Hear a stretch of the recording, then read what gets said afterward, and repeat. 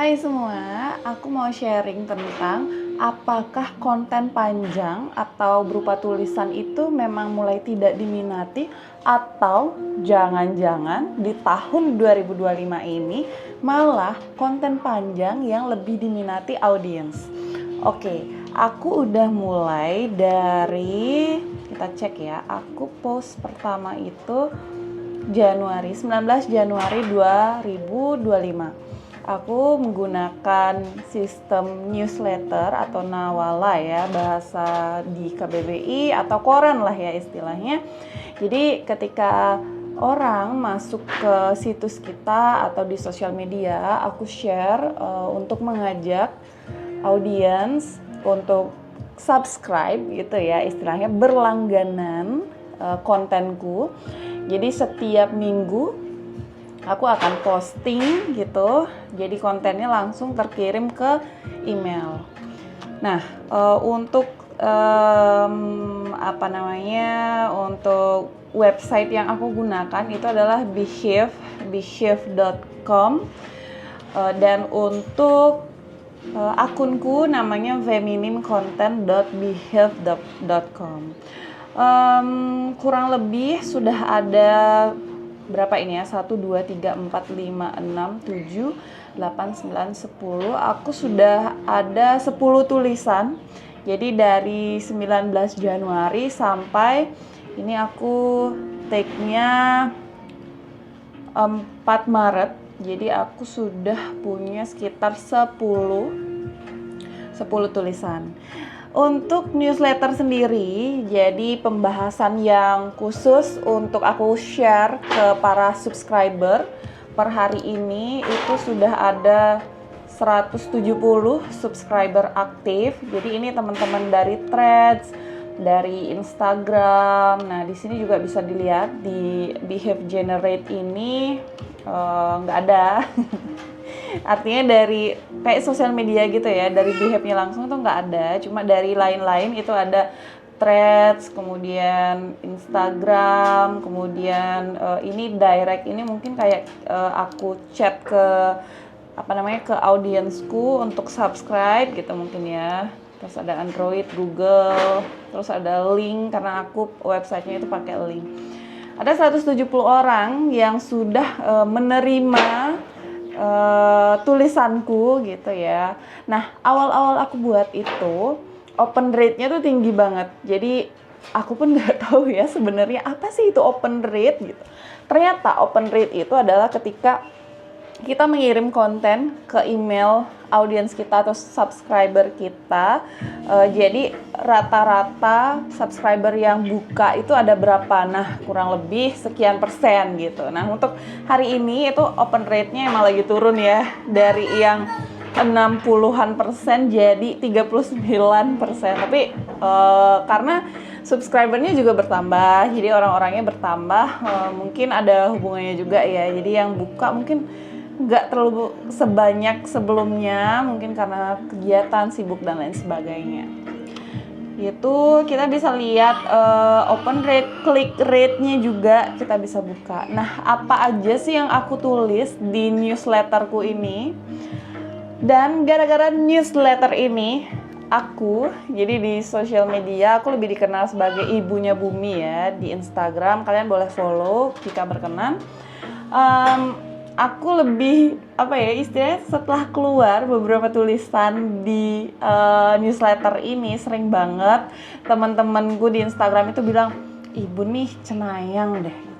Wah, apa nih cenayang gitu. Ternyata apa yang aku tulis itu bisa relate sekali gitu dengan keadaan yang dialami oleh teman-teman atau audiensku. Nah, teman-teman bisa lihat tulisan-tulisanku itu lebih kepada tentang gimana kita mengawali untuk menjadi seorang kreator. Nah, spesifiknya sebenarnya kan lebih ke feminim content. Jadi menuju ke feminim kreator. Jadi teman-teman kreator yang ibu-ibu atau perempuan gitu kan sebenarnya. Tapi ternyata yang subscribe itu banyak juga bapak-bapak. Terus teman-teman ya, yang jelas bukan perempuan aja gitu. Ternyata relate dengan apa yang aku tulis. Misalnya tulisan pertamaku itu adalah kreator sudah kenal dirimu sendiri gitu. Nah, itu sebuah pertanyaan sederhana yang aku tujukan pada diriku sendiri sebenarnya. Sebenarnya aku udah kenal belum ya aku ini siapa gitu. Karena memang 90% kreator pemula yang aku kenal, jadi kan aku ada beberapa kelas-kelas konten gitu ya. Jadi teman-teman kreator pemula yang aku kenal itu malah berhenti di tengah jalan gitu. Kayak waduh apa nih faktornya gitu. Nah aku tulis di kemudian beberapa tulisanku juga memang banyak yang bilang aduh relate banget gitu.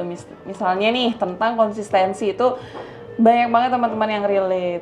Sebenarnya ini tuh adalah masalah-masalah yang aku alami gitu, kayak konsistensi, kemudian aku merasa apakah aku sebenarnya nih ngonten selama kurang lebih setahun ini, serius ngonten di akun Instagram Ibunya Bumi ini, apakah aku sebenarnya punya goals gitu? Apakah aku punya goals jangka panjang atau jangka pendek? Nah, sebenarnya pertanyaan-pertanyaan itu yang aku jadikan tulisan panjang gitu. Kemudian ada juga yang membahas tentang ngonten bukan balapan cuan. Nah, ini ya fenomena yang banyak banget kita temui di mana teman-teman mulai ngonten itu karena pasti pertama melihat teman-teman yang udah berhasil. Wah, si A misalnya udah dapat 2 digit dari ngonten, atau si G gitu misalnya dia udah dapat 3 digit bahkan ya dari ngonten, terus ada yang bisa buat rumah dan lain sebagainya hanya dari ngonten. Nah, secara tidak sadar gitu ya, alam bawah sadar kita itu suka dengan hal-hal itu teman-teman. Jadi ada yang namanya istilahnya konten evergreen. Itu ada 3 yang aku sering soroti. Yang pertama health, yaitu kesehatan, terus yang kedua relationship, kemudian yang ketiga adalah tentang health, relationship, kenapa lagi satu aku lupa, finansial, keuangan, tiba-tiba lupa. Jadi 3 hal itu udah pasti memicu otak kita langsung topiknya apa nih gitu. Karena aku sangat mengalami ya, ketika aku resign, kemudian scrolling TikTok, terus Instagram, itu aku suka banget lihat konten-konten yang membahas tentang hal-hal itu gitu. Jadi aku yakin pasti nggak hanya aku aja nih yang mengalami gitu. Terus kemudian banyak juga tulisanku yang memang aku tujukan untuk teman-teman yang ikut kelasku. Jadi ada beberapa tulisan yang keluar di setiap hari Rabu, itu hanya aku share di channel produkku. Misalnya produk Feminim Content atau Storybook Ibunya Bumi gitu. Jadi untuk yang langsung terkirim ke email itu biasanya untuk yang udah subscribe aja. Gitu. Itu tulisanku yang panjang ini. Aku selalu tidak menargetkan sih ya, tapi biasanya aku akan menghabiskan 1-2 jam di depan laptop untuk meramu ide, untuk bertanya-tanya, kemudian menulis. Setelah jadi, ternyata udah 600-700 kata. Mungkin karena aku orangnya cerewet kali ya. Jadi biasanya gitu, banyak juga teman-teman di threads yang tanya, Ibun itu teknik penulisannya seperti apa, mencari idenya seperti apa, kemudian penulisannya frameworknya apa. Aku nggak tahu. Jadi aku nggak tahu framework yang aku pakai itu apa, tapi sepertinya aku harus pelajari ini setelah ini.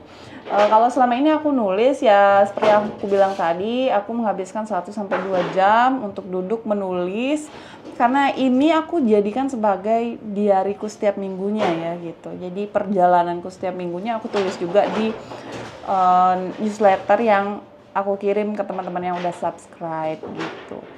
Ya, jadi nggak ada framework khusus, hanya dibantu rapikan oleh AI, oleh ChatGPT, karena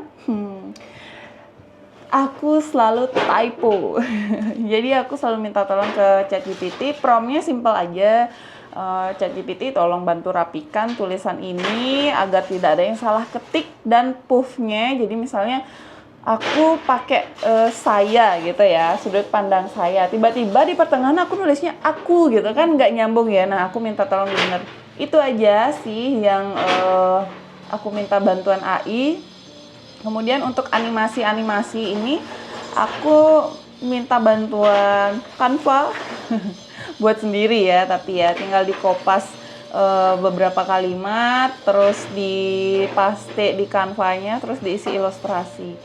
Itu aja sih sebenarnya, tapi yang ingin aku tekankan adalah apapun hal yang kita tulis, walaupun itu adalah dokumentasi perjalanan kita, jika memang itu punya value, sepanjang apapun tulisan itu, sepanjang apapun video yang di-play atau yang dibuat, itu pasti bermanfaat bagi orang yang tepat.